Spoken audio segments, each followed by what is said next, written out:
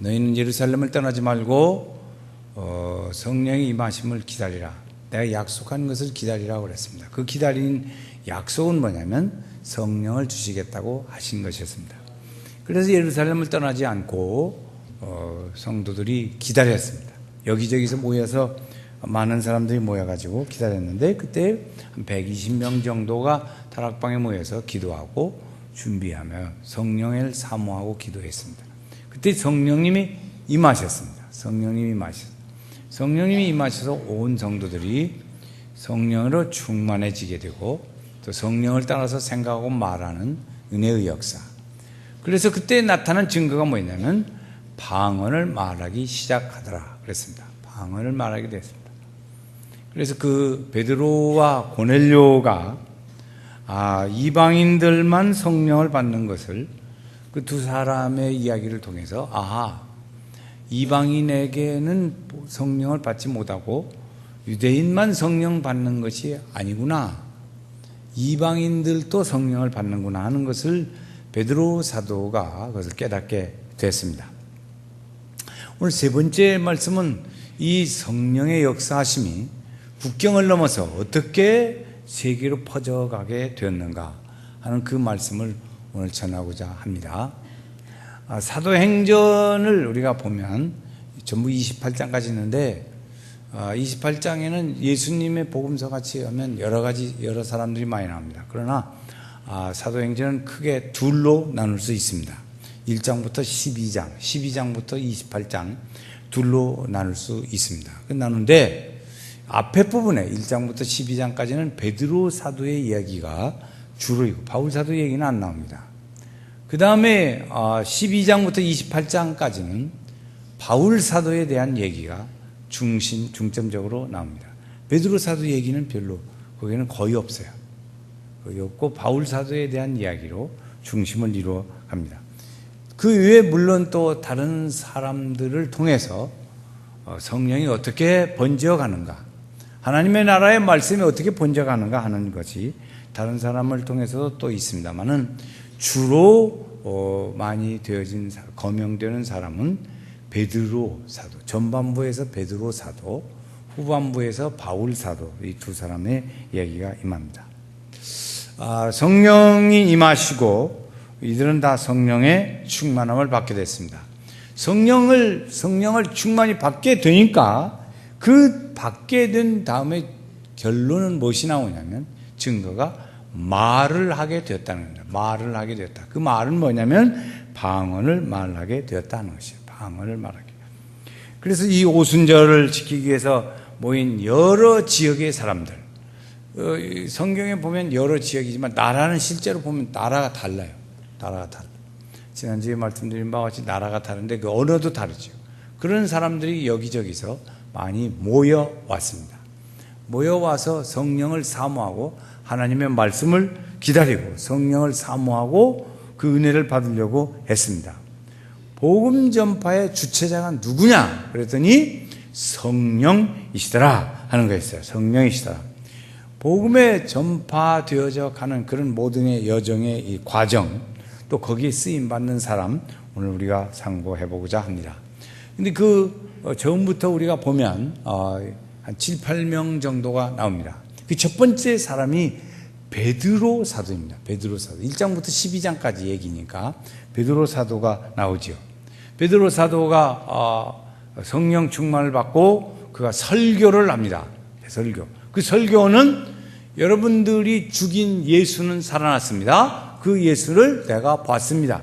내가 그 증인입니다. 하고 얘기를 했습니다. 그래서 여러분들은 그 죽인 예수를 회개하고 예수에 대하여 회개하고 돌이키면 성령을 받을 수 있을 것입니다. 그런 얘기를 전했습니다. 그래서 성령의 말하게 하심을 따라서 그들은 말을 하게 되어졌고 또 그런 신비한 경험을 하게 되어졌다 하는 거죠. 이게 첫 번째 베드로. 두 번째가 누구냐면 스데반이라고 하는 사람입니다. 스데반은 초대교회에 선택한 7집사 중에 한 사람이죠. 7집사 중에 한 사람. 이 스데반은 아주 은혜와 권능이 충만했다 그랬습니다. 은혜와 권능이 충만해서. 그래서 이 사람에게는 기사와 표적을 사람들에게 많이 행하는 일들을 했어요. 이 스데반은 아주 그런 일들을 많이 했습니다. 지혜와 성령으로 말함을 사람들이 어느 정도까지 힘들었냐면 그가 지혜와 능력으로 말하는 것을 사람들이 감당하지 못했다. 그렇게 표현을 했습니다. 당하지 못한 거예요. 얼마나 이 사람들이 스데반 집사가 능력이 충만한가 하는 것을 알 수 있습니다. 물론 복음이 출발하게 된 진원지는 예루살렘이었지요. 예루살렘에서 시작은 했지만 그러나 예루살렘을 벗어나서 땅끝까지 증거되어지고 전파되어져야 할 분은 성령 하나님이 그렇게 전파하게 하는 일을 했습니다.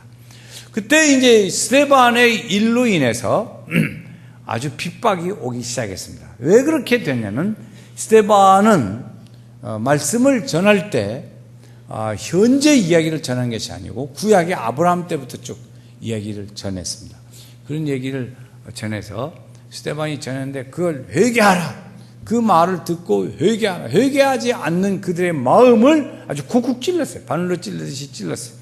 그러니까 이들이 마음이 힘드니까 견디기 힘드니까 아주 핍박을 하는 것들로 거꾸로 오게 된 거죠. 그래서 사람들이 아주 그 예루살렘에서 막 핍박을 하니까 점점 사람들이 견딜 수가 없는 거예요. 그래서 예루살렘을 경계선을 넘어서 예루살렘 성을 넘어서 흩어지기 시작을 했습니다. 그것이 이제 디아스포라라고 말을 하지요.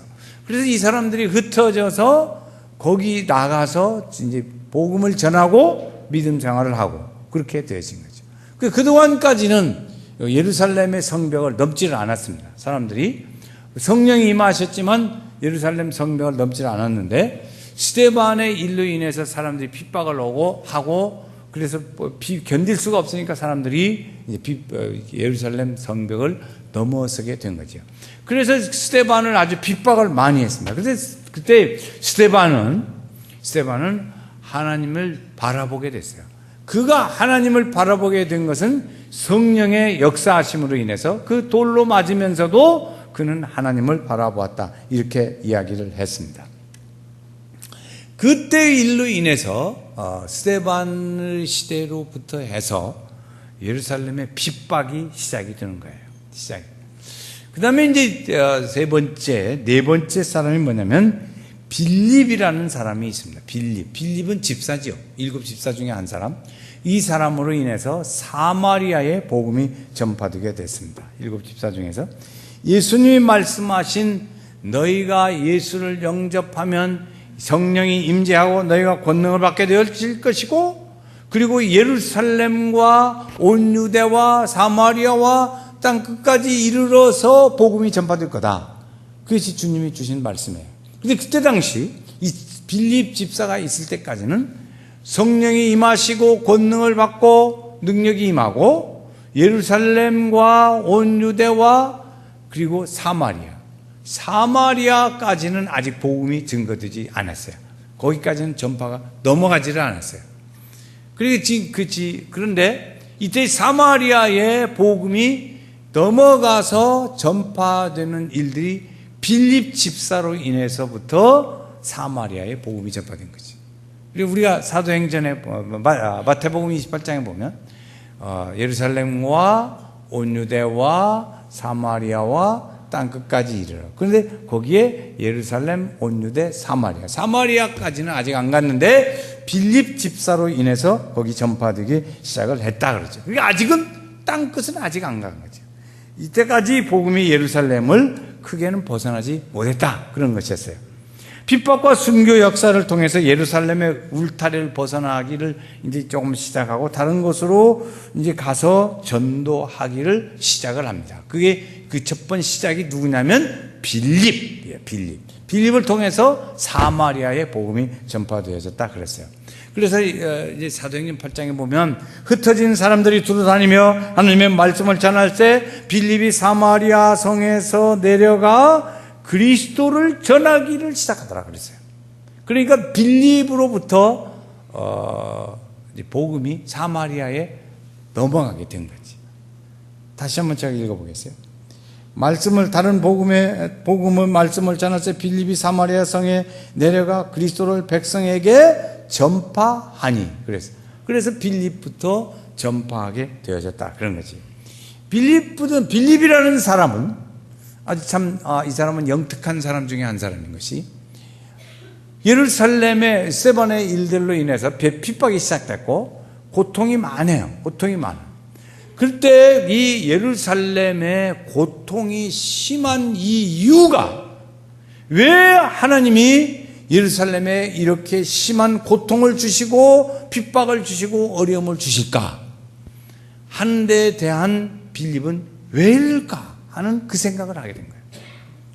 왜 하나님은 이렇게 하실까 하는 생각을 하면서 이 빌립은 자신을 통해서 왜 나를 이때에 왜 하나님은 나를 사용하시는 것일까 이런 생각을 하는 거죠. 우리도 그렇게 하면, 그런 생각을 자꾸 하면 어떤 일이 일어나냐면 내게 주신 하나님의 사명이 내가 깨달아지게 돼요. 그런 생각을 자주 해야 돼요. 그런 생각. 왜 이 시대에, 이 시대에, 왜 오늘 우리 교회에 이런 때에 나를 여기서 복음을 전하고 믿음 생활을 하고 왜 이렇게 나에게 은혜를 주실까? 하나님의 무슨 뜻이 여기에 있을까를 이렇게 찾는 거죠. 찾는 거예요. 지난주 수요일 날도 우리가 문하세 얘기를 했습니다. 그건 때 얘기를 하기라고. 어쨌든 그래서 이 빌립이라는 사람은 그런 생각을 많이 했어요. 왜 이렇게 어려움을 주고 하는데 나를 통해서 하나님은 어떤 일을 하시고 싶어 하실까 하는 그런 생각을 한 거예요. 그래서 내 소명은 흩어지는 사람들과 함께 가서 다른 울타리 밖을 넘어서 복음을 전하는 일을 하라고 하시는구나. 그걸 이 빌립은 그걸 깨달은 거예요. 그걸 깨달은. 이렇게 힘들게 하는 이유는 이런 데 뜻이 있구나. 그래서 자기가 그 사명을 알고 복음을 이방에 전하는 거죠. 이방에. 그것이 어디요? 사마리아까지 가서 복음을 전하게 됐습니다. 그 복음을 전하면서 하나님 앞에 그 깨닫고 생각을 하니까 그 다음 단계에 빌립이 에티오피아 사람 네시에게 복음을 전하는 일이 일어납니다. 그런데 이제 그런 일이 있는데 사실 이때 에티오피아 네시는 이방 사람이었어요. 예루살렘 밖의 사람이니까 그건 다 이방 사람이죠. 그 에티오피아의 사람이니까 이방 사람이에요. 그 사람은 네시였어요. 네시면서 이방 사람이니까 그 사람은 어떻게 할 수, 정결법으로 말한다면 이방 사람이니까 부정한 사람에 속하는 사람이에요. 성령님이 이때 이런 생각을 이때 나에게 주는, 내가 할 일이 무슨 일을 할 수 있을까 할 때 빌립에게 성령님이 지시하시는 일이 내립니다. 그 지시가 뭐냐면, 야 빌립, 너 저기 가서 이방 선교에 하는 일을 해야 하는데 거기 가서 네시에게 복음을 전하라 하는 이야기를 합니다. 성령께서. 그래서 그 사명을 생각하고 있는 빌립에게 성령께서 그 말씀을 하시는 거예요. 그러니까 빌립은 철저히 성령의 인도하심을 따라서 사명을 받은 전도자라는 사실을 스스로 잘 느끼고 있었어요. 왜 하나님이 이런 어려운 때에 나를 이렇게 하시고 필요할 때 나를 이렇게 세우실까 하는 것이었어요. 그때 성령이 빌립에게 가사하는 거예요. 빌립, 저기 가사라는 곳으로 가거라. 그래서 가사라는 곳으로 가서 거기는 광야길도 있고 그런데 내가 지시하는 곳으로 가거라. 그렇게 빌립에게 성령께서 말했어요. 누가 말했어요? 성령께서 말했어요. 우리는 성령이라는 두 글자 이름만 외우면 오늘 제가 하는 말씀 중에 답변이 많이 나요. 제가 물으면 그냥 무조건 성령 그러면 한 80%는 맞아요. 오늘 80점 정도는 그냥 맞아. 성령만이야 무조건 그냥. 물어보면 성령 이렇게. 그래 제가 그렇게 질문할게요. 점수 잘 맞게. 근데 병거를 타고 이제 가니까 이제 거기 가서 가사로 갔는데 광야를 지나서 했는데 거기 광야에서 그 수레에 타가지고 글을 읽고 있는 사람이 있어요. 그게 네시였어요. 네시가 있는데 그 사람이 읽는 것을 보니까 이사야서를 읽고 있어요. 이사야서. 하나님 말씀을 했어요. 네시에게 성령께서 야 내려서 저 사람에게로 가라. 또 그런 거예요. 그쪽 동네 쪽 길로 가거라. 그래서 성령께서 지시하셔서 빌립이 갔어요. 갔는데 그 사람을 만나자 야 저 사람에게 너 내려서 저 사람한테 가거라. 그러는 거예요. 누가? 누가? 성령께서. 그렇게 해서 성령께서 가게 했어요. 사실 빌립은요, 성령께서 가라고 하니까 가사까지 갔는데, 그때 빌립은 예루살렘에서도 복음을 전하면서 그의 말씀을 사람들이 굉장히 좋아했어요. 빌립이 전하는 말씀을 굉장히 복음을 전하니까. 그래서 빌립이 복음을 전하니까 빌립의 말을 듣기를 좋아하고 사람들이 많이 모여서 빌립 집사 우리에게 좀 복음을 전해주세요. 그러는 그 말씀 달고 오면 그 말씀 듣고 싶어요. 그러는 거예요. 빌립을 좋아하는 사람들이 많이 모였어요. 모여서 말씀을 듣는데 성령께서 야, 너 저쪽으로 가거라 하는 말씀을 듣습니다. 그런데 그 빌립은 지금 자기를 따르고 말씀을 듣는 사람들을 놔두고 성령의 인도하심 따라서 가사로 가는 건 쉬운 일이 아니에요. 그렇겠죠?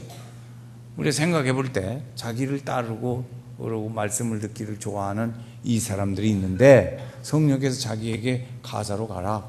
그냥 어디로 것도 없이 가사로 가라 그래. 근데 그거 가는데 그러니까 빌립은요. 사실은 그 사람들을 다 놔두고 가기라는 게 쉽지 않았거든요. 근데 그 성령의 인도하심을 따라서 빌립은 그냥 갔어요. 성령을 따라서 그냥 이끌려서 갔어요. 빌립이 자기를 따르는 사람들이 있지만 그가 말하는 말씀을 따라서 갔어요. 누가 지시하는 곳으로? 성령. 그럼 80% 맞는다니까? 무조건 성령이면. 성령이 지시하시는 곳으로 가라고 그 사람 놔두고 가라고 그랬어요. 놔두고 가라. 그러니까 그것을 놔두고 갔은 거죠. 그 거리가 약 80km 정도 멀어요. 200리. 우리 있어도 200리 되는 그 먼 길을 성령의 인도하심을 따라서 갔습니다. 이런 세심한 배려까지 다 한 분이 누구냐면 성령님이셔요. 성령의 인도하심이었어요. 빌립이 그런 말씀을 이렇게 자세히 성령께서 세밀하게 하시는 것을 들어보니까 이렇게 복음을 가서 전하는 것이 성령님의 뜻이구나 이 사실을 아는 거죠. 그렇게 깨달은 거예요. 성령님이 이렇게 내가 그 말씀을 순종하고 사람들을 놔두고 그 말씀을 따라서 가서 가사까지 가서 지나고 그냥 무조건 가라니까 그냥 가는 길로 가고 이렇게 했는데 그걸 보니까 이것이 성령님의 뜻이구나. 그래서 성령에 이끌려서 가는 것을 보여줍니다. 그래서 빌립이 거기 가서 복음을 전하고 했는데 거기에 에티오피아의 복음이 또 빠지고 그렇죠. 전하는 일들이 일어나게 됐어요. 그래서 빌립으로 인해서 사마리아의 복음이 전파되어지고 빌립으로 인해서 에티오피아의 복음이 넘어가는 거예요. 담장 넘어가는 거예요. 담 넘어서 이제 넘어져서 가게 됐죠. 자, 이제 또 5번째입니다. 사람이 바울이라는 사람이 있어요. 바울. 우리는 아주 익히 아는 사람이에요. 바울은 다메섹으로 이제 사람을 잡으러 가는 거예요. 그래서 거기서 가다가 주님의 음성을 듣습니다. 그래서 거기서 회심을 하지요. 그래서 주님이 그때 바울 사도를 부르시고 하시는 말씀이 내가 이방인을 전도하기 위해서 택한 나의 그릇이라 그랬어요. 택한 나의 그릇. 한번 같이 해보세요. 택한 나의 그릇. 시작. 택한 나의 그릇이라. 사도행전 9장에 나온 얘기예요. 택한 나의 그릇. 여러분 이 바울 사도를 생각하면 여러분 오늘 우리 성도들은 각자 자기 가정에 복음을 자기로 인해서 믿게 됐을 때 우리 집안에 택한 나의 그릇이라. 우리 집안에 복음을 전파하기 위해서 하나님이 택한 나의 그릇이라. 아멘. 직장에도 마찬가지. 이 우리 직장에 복음을 전파하기 위해서 택한 나의 그릇이라고 하나님 말씀하실 거예요. 빌립은, 이 바울은 이방인들에게 복음을 전할 나의 택한 그릇이라 이렇게 했습니다. 그래서 바울 사도는 후에 보면 자기 자신에 대해서 하나님이 그렇게 말씀하신 것을 가지고 나는 이방인에게 복음을 전하는 사도다 그랬어요. 이방인을 위한 사도다 그랬어요. 그렇게 본인이 그렇게 얘기를 했습니다. 그래서 그때 이제 빛을 보고 눈이 안 보이게 됐어요. 눈이 안 보이게 되니까 그때 하나님께서 아나니아라는 사람 보내서 그에게 안수하고 기도하여서 성령이 충만하게 하고 하나님의 복음을 전하는 일로 되게 됐어요. 그때부터 성령이 충만하게 된 거지요. 이방인의 사도인 바울을 통해서 복음을 땅끝까지 전하려고 바울을 불러내신 것입니다. 자, 이제 그런 일들이 이제 아까 빌립이 그걸 깨달았다고 그랬어요. 바울 사도는 또 자기 자신이 나는 이방인을 위한 사도다는 것을 자기 입으로 증거했어요. 그 다음에 또 하나 깨달은 것, 지난주에 설교 말씀을 드린 베드로 사도가 고넬료와 성령의 동시에 성령이 역사하는 것을 보고 고넬료가 베드로를 초청했죠. 기억나시죠? 초청했다 그랬어요. 그 초청해서 베드로 사도가 고넬료의 집에 가보니까 하나님이 이방인에게도 복음을 전하는 것이구나. 그 뜻을 이해를 합니다. 베드로가 이해를 해요. 그래서 베드로 사도는 고넬료를 통해서 하나님이 이방인에게도 복음을 전하려고 하시는구나, 이 사실을 깨닫게 되는 거지요. 그래서 이 성령의 선물로 받아서 그래서 이야기를 했습니다. 그래서 베드로 사도가 고넬료의 집에 들어가서 식사를 같이 했습니다. 같이 했더니 다른 유대인들이 말이죠, 베드로 사도에게 찾아와가지고 막 욕을 하는 거예요. 여보시오, 그 사람은 이방인인데 말이야, 유대인이 왜 이방인 집에 들어가서 같이 밥 먹고 그래? 그 얘기는 전에 예수님한테도 그 얘기를 했었어요. 근데 베드로 사도에게 이 얘기를 한 거예요. 베드로 사도가 다른 사람들이 이방인 집에 가서 밥 먹었다고 막 얘기를 하고 뭐라고 하니까 베드로 사도가 해명을 합니다. 사실을 말해 내가 기도하는데 2차 저차 2차 저차 하고 설명을 했어요.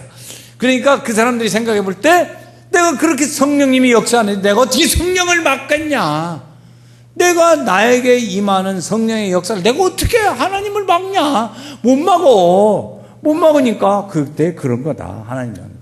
그랬더니 그때 말을 했던 유대인들도 또 다른 사람들도 성령님의 이런 뜻이 있구나, 이 복음이 전파되어지는 이런 뜻이 있구나 하는 것을 그때 깨달았다 그랬어요. 그러니까 빌립도 깨달았죠, 베드로도 깨달았죠, 베드로가 전파해서 또 깨달았죠, 바울 사도도 깨달았죠. 그랬어요. 그 누가 하냐? 그 일들을 누가 하냐 하는 거죠. 그 일들을 누가 하냐? 보이지는 않지만 뒤에 숨은 큰 손이 있어. 우리 증권회사나 이런 데도 보면 큰 손이 있다고 보면 그 뒤에 보이지 않는 큰 손이 있는데 그게 성령이시다라는 것이죠. 예루살렘을 넘어 사마리아 이방인에게 복음을 전하는 큰 일을 하셨는데 그분이 큰 손 성령님이 계시다는 것이죠. 지금부터는 이제 성령만 대답합니다. 빌립을 사마리아로 보내신 분은 누구요? 베드로를 고넬료에게 보내신 분은 누구요? 좀 크게 했으면 좋겠어요. 크게가 아니고 크게. 바울과 바나바를 선교하게 하신 분은 누구요? 성령. 선교를 주관하신 분이 누구요? 성령이 하신 분이에요. 성령이 이렇게 하시더라고요. 성령이 전하게 하고 울타리를 넘어가게 하고 복음을 전하게 하고. 그래서 이런 일들을 보면서 우리가 하나 느낄 것이 있는, 이 빌립처럼 베드로처럼 바울처럼 오늘 우리가 왜 하나님이 나를 이때 여기에 있게 하시고 왜 나에게 이런 은혜를 주실까 하는 것을 생각하면 우리에게 주어지는 하나님의 뜻을 이해할 수 있습니다. 그러면 우리를 통해서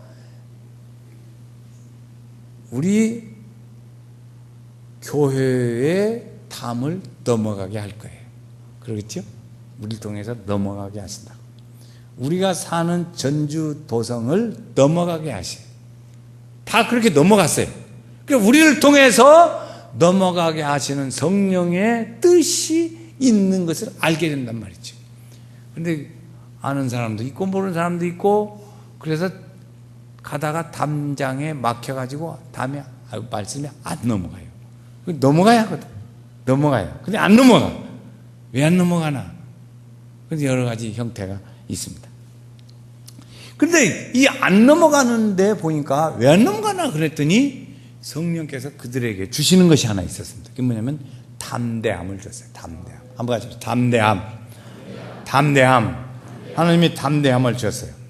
베드로와 요한에게 하나님께서 담대함을 주니까 성전에 기도하러 들어가는데 성전 민문에 앉은 배가 앉아 있어요. 그래서 한 푼 줍시오 그러는 거죠. 그러니까 그들에게 마음에 하나님께서 담대함을 주시니까 우리는 돈은 없지만 나사렛 예수의 이름으로 일어나 걸으라! 아멘! 그랬더니 일어나 걸어놨어요.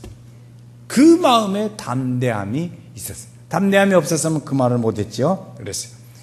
이적을 행하고 복음을 선포하자 3,000명이나 되는 많은 사람들이 예수를 믿게 됐어요. 그 사람들에게 어떻게 말씀을 전할 수 있었겠어요? 그건 하나님이 담대함을 주셨어요. 또 있어요. 베드로 사도가 예수를 죽인 사람들 앞에서 복음을 전했어요. 그 죽인 예수는 살아났습니다. 내가 증인입니다고 담대히 말할 수 있는 이 담대함을 그들에게도 또 주었습니다. 그래서 하나님의 말씀을 전했어요. 스데반이라는 사람은 그들에게 하나님이 주신 것은 그런 담대함을 줬어요. 스데반이 자기를 죽이려고 둘러싼 사람들 앞에서 그들이 이제 회개하지 않는 것에 대하여 이야기를 했습니다. 회개하라. 그 회개할 때 그렇게 하나님의 은혜를 누릴 수 있게 된다는 것이에요. 순교당하는 순간에도 그는 순교를 당하면서도 주를 바라볼 수 있는 담대함이 있었어요. 담대함.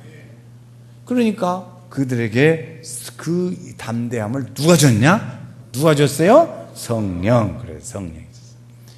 이렇게 담대함도 주신과 동시에 유혹을 이길 수 있는 능력도 성령께서 줬습니다. 여러분, 오늘 우리는 이 유혹이 우리들에게도 많이 다가옵니다. 그런데 그 유혹에 넘어갈 수가 많아요.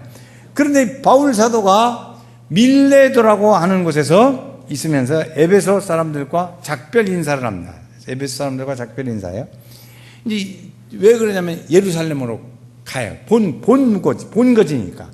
복음을 전하는 본거지. 가서 보고도 하고 그렇게 해야 되니까. 성령께서 이 바울 사도에게 결박하고 환란이 자신을 기다리고 있다는 것을 알아요. 그 사람들이 또 말을 했어요. 바울 사도요, 예루살렘으로 가면 당신 선생님을 결박하고 그리고 환란이 있는데 그것이 기다리고 있습니다. 그러니까 가지 마시오 그랬어요. 사람들이 막 말리는 거예요. 그래서 바울 사도는 그때 감옥과 고난이 자신을 위해서 기다리고 있음에도 불구하고 하나님의 복음을 증거하는 일을 하는데 그가 하는 말입니다. 나는 생명을 조금도 귀한 것으로 여기지 아니하노라. 아멘. 그래서 담대하게 하나님의 말씀을 전한다고 갔어요. 예루살렘으로. 그런 담대함을 줬어요. 그러니까 사람들이 얼마나 그렇겠어요. 선생님 가면 당신을 위해서 핍박도 있고 어려움도 있습니다. 포송줄이 기다리고 있습니다. 거기 가면 재패요. 재패 죽는데 누가 거기서 간다고 했어? 도망가지. 나 같이 도망갈 것 같아. 안 도망가서 믿음 좋은 사람이야. 근데 거기 보면 바울 사도는 안 도망가고 가. 그냥 가. 또 있어요. 어떤 일이 있냐면 두로라고 하는 곳이 있었어요. 두로에서 성도들이 성령의 감동으로 또 예루살렘으로 바울 사도는 가려고 하는데 그 두로에서 다른 사람들이 가지 말라고 그래요. 막 못 가게. 그래서 계속 복음을 전하는데 가는 거예요. 가이사랴에서 빌립의 집에 있었습니다. 빌립의 집에서 잠깐 쉬고 있을 때 아가보에 가서 유대인들에게 결박당할 것이라고 사람들이 말하는 거예요. 거기 가면 또 잡힙니다. 잡혀가요.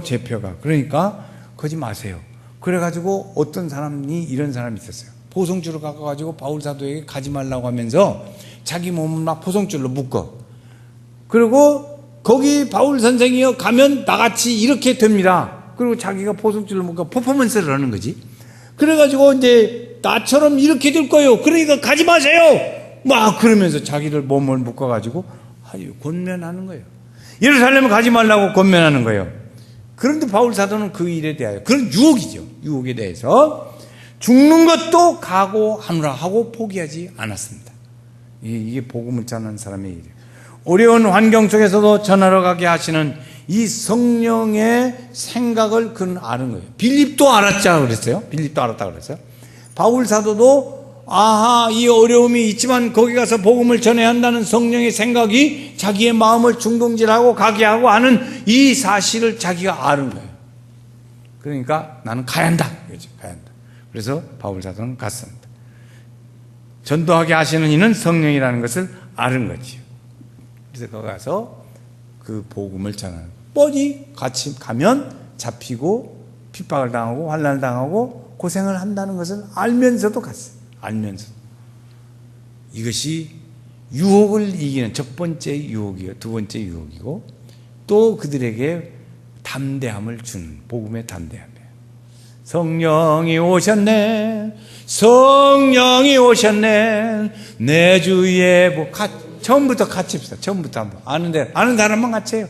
성령이 오셨네, 성령이 오셨네, 내 주위에 보내신 성령이 오셨네, 우리 인생 가운데 진히 찾아오셔서 그 나라 꿈을 사셨네.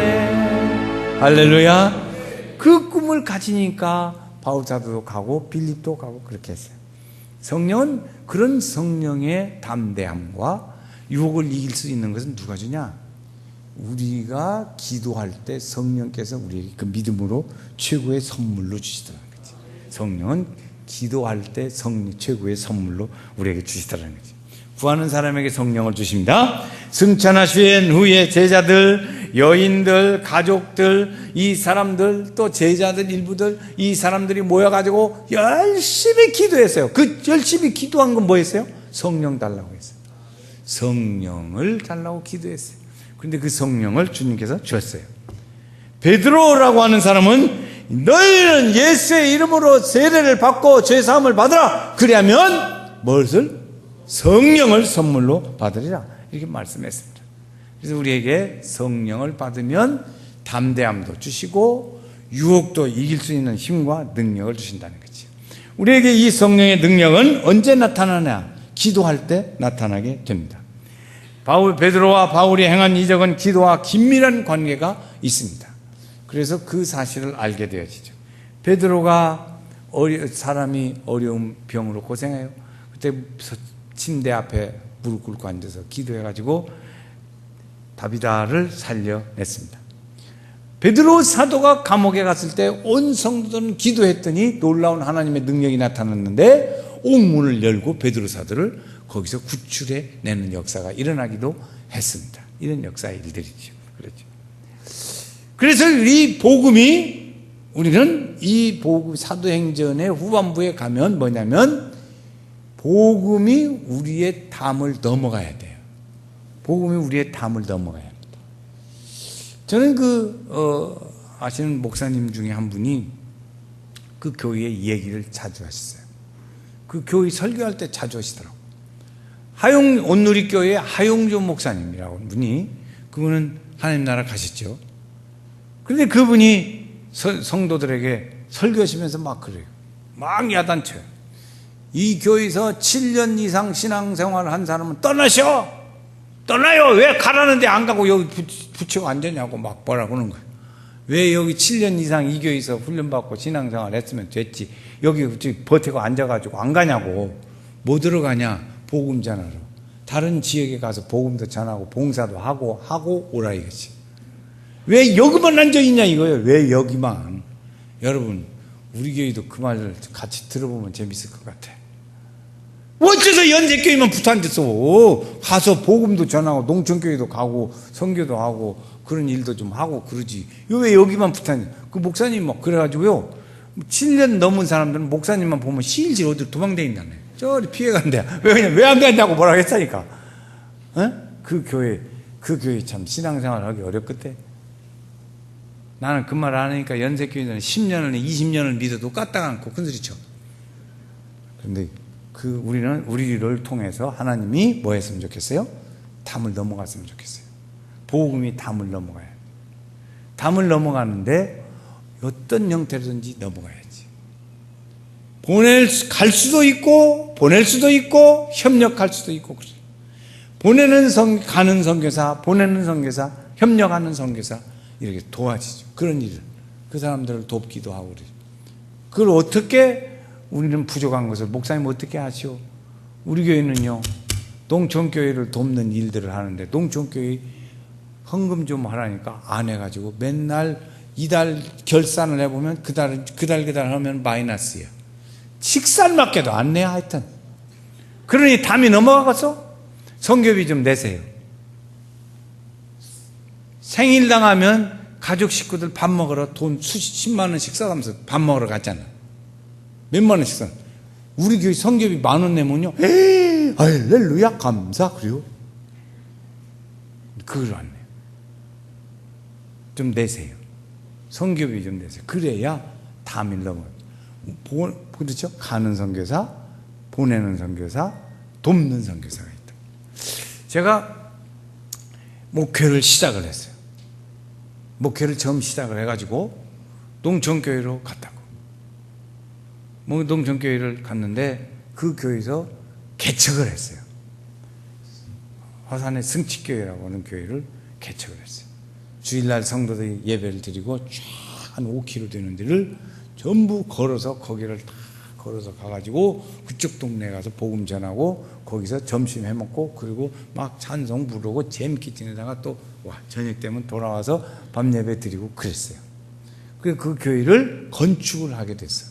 그래서 제 손으로 경운기 타고 경운기다가 다 재료를 싣고 다니면서 거기서 그 예배당을 지어줬어요. 제 손으로 지었어요. 지었는데 그때 복음이 들어갔는데 그때 어떤 아기가 있었냐면 가랭이 터진 바지를 입은 아기. 한 5살이나 먹었겠지. 요새는 가랭이 터진 바지 안 입어. 근데 그 터진 바지 입은 어린이가 복음을 들었어요. 저 아버지 일을 통해서. 그래서 그 아기가 복음을 들어가지고 성장을 해서 신학교를 가서 지금은 목사가 되고 선교사가 됐어요. 선교사가 됐는데 스리랑카 선교사가 됐어요. 그 사람 이름이 권혁이라는 사람이에요. 근데 이 사람이 결혼하는데 또 신학교 나온 부인을 또 결혼했어요. 그래가지고 둘이 선교사로 스리랑카에 가서 전하는데 누가 도와주는 사람도 없는데 그냥 간 거예요. 가가지고 거기서 굉장히 어려움을 당하고 힘들어. 근데 주일 학생들을 모았는데 얼마나 모이냐? 700명이 모인대. 주일 학생이 700명이 모여. 우리 교회보다 많이 모이대. 근데 그 사람이 와서 볼 때마다 내가 슬슬 피해 다녀요. 왜 그냥? 복음은 내가 전해서 그 사람이 선교사가 되고 저한테 고맙다고 그래요. 한 목사님이 그 동네에 복음 전해서 내가 복음을 듣고 선교사가 되었으니 얼마나 감사합니까? 그 사람은 그래서 나만 보면 고맙다고 하는데 나는 도망다녀요. 왜? 못 도와주니까 미안해서. 도와줘야 하는데 못 도와주니까. 그걸 볼 때마다 미안해요. 그러니까 아예 그냥 도망다니고. 내가 거꾸로 기피자가 됐다니까.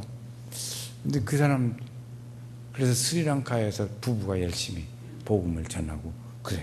그래서 보면 참, 오늘 우리를 통해서 하나님, 복음이 우리 집 울타리를 넘어가야 하고, 오늘 넘어가게 하소서. 담장 넘어가야 돼요. 담장 넘어가서 우리를 통해서 복음이 증거되어지고, 이 사도행전의 복음이 전파된 것은 이렇게 전파됐거든. 그리고 우리도 가서 이렇게 해서 가든지 보내든지 협력하든지 이렇게 일들을 해야 될 줄로 믿습니다. 그래서 이 사람들은 굉장히 고통스러웠어요. 초대교회 성도들은 굉장히 고통을 많이 당했어요. 어려움을 많이 당했어요. 그때 하나님께서요, 그들의 마음을 위로해 주셨다고. 성령의 위로하심이 있으니까 이 사람들은 그 마음에 새로운 용기를 내가지고 그 성령을 힘입어서 주의 이름으로 살고 힘차게 살아가는 그들의 모습이 됐어요. 오늘 우리도 성령의 위로하심이 우리 성도들 중에 함께 하셨습니다. 성령의 돕는 영으로 임하시고 성령의 은혜의 역사가 우리 성도들 가운데 늘 같이 하셔서 우리 성도들 다 승리하는 성도, 축복의 성도, 은혜의 성도가 되시기를 주의 이름으로 축원합니다.